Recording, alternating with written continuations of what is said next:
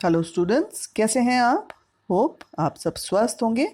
और आज हम अपने इस 9th के टॉपिक में स्टडी करेंगे निलंबन या सस्पेंशन क्या है।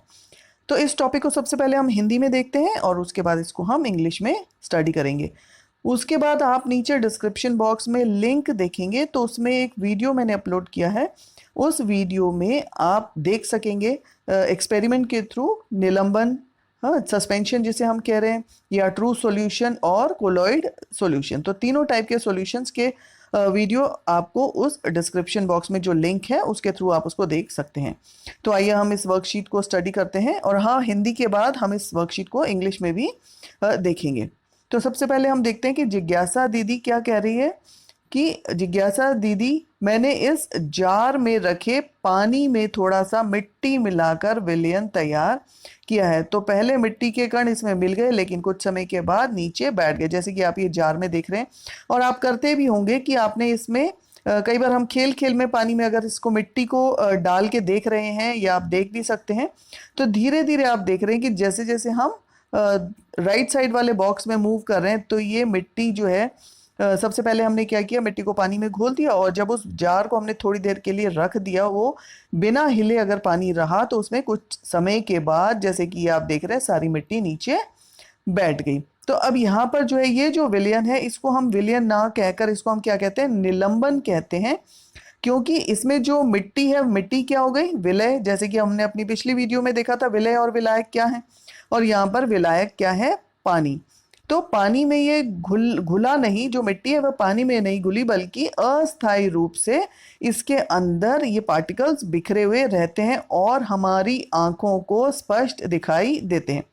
तो इस तरह के मिश्रण को हम क्या कह रहे हैं, विषमांगी मिश्रण। तो निलंबन क्या है, निलंबन एक विषमांगी मिश्रण है, जिसमें कि विलय जो है वो विलायक में घुला हुआ नहीं है, लेकिन अस्थायी रूप से उसके अंदर प्रकट है और हमें नजर आ रहा है।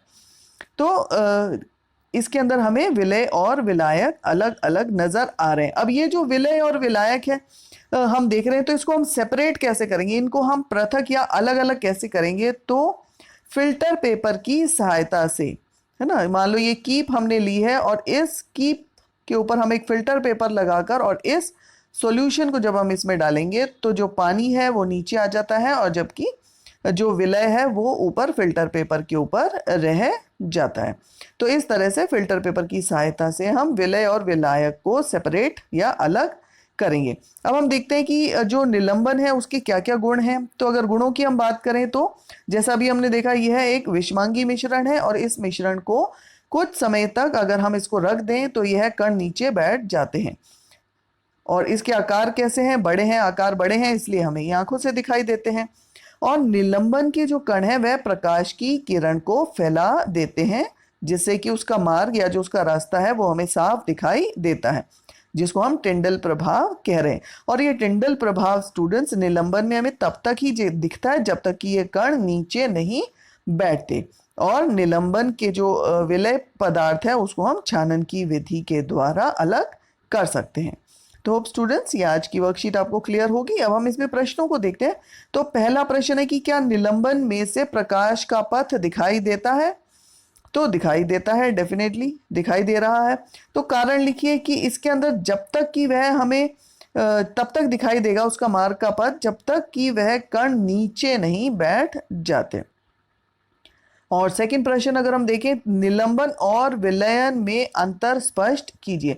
तो निलंबन और विलयन में क्या अंतर है कि निलंबन को हम पृथक कर सकते हैं छानन विधि के द्वारा। छानन विधि के द्वारा अगर हम इसको पृथक करेंगे तो जो विलय है, विलय और विलायक को हम अलग कर सकते हैं।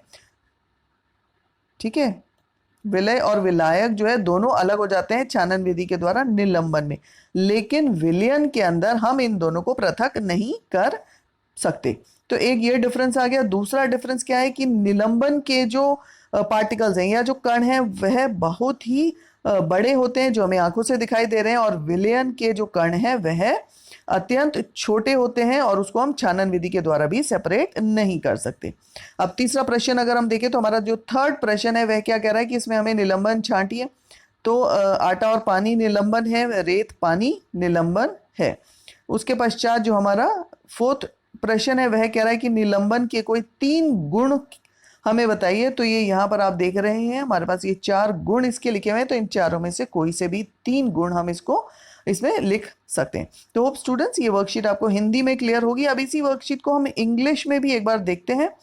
तो आप इंग्लिश में भी इसको स्टडी कर सकते हैं। इसी तरह से आपको जो है कुछ शब्द इंग्लिश में भी आप इसको याद करेंगे तो आपको अच्छा ज्ञान होगा, क्योंकि अगर आप आगे चल के साइंस लेते हैं तो साइंस इंग्लिश में ही ज़्यादातर स्कूल्स में होती है।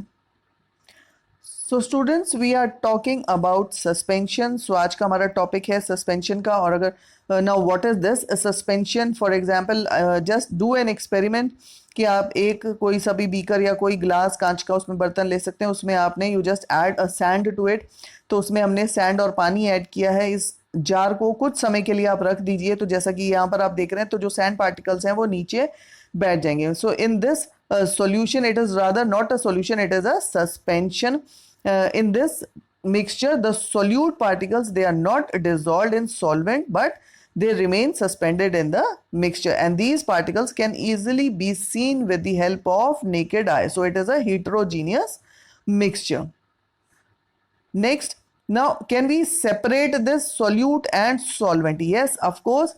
This solvent and solute can be separated with the help of filtration process. So in case of a filtration, just take a funnel और इसके ऊपर अगर हम फिल्टर पेपर लगाकर और इस सॉल्यूशन को अगर हम पोर करते हैं तो यहाँ पर जो है सोल्यूट पार्टिकल्स फिल्टर पेपर पे रह जाते हैं और जो सॉल्यूशन है वो नीचे बीकर में आ जाता है। तो इस तरह से we can separate solute and solution by this process of filtration. Now, what are the properties of this suspension? So there are 4 properties. First is, as we have just studied, it is a heterogeneous mixture. It is unstable.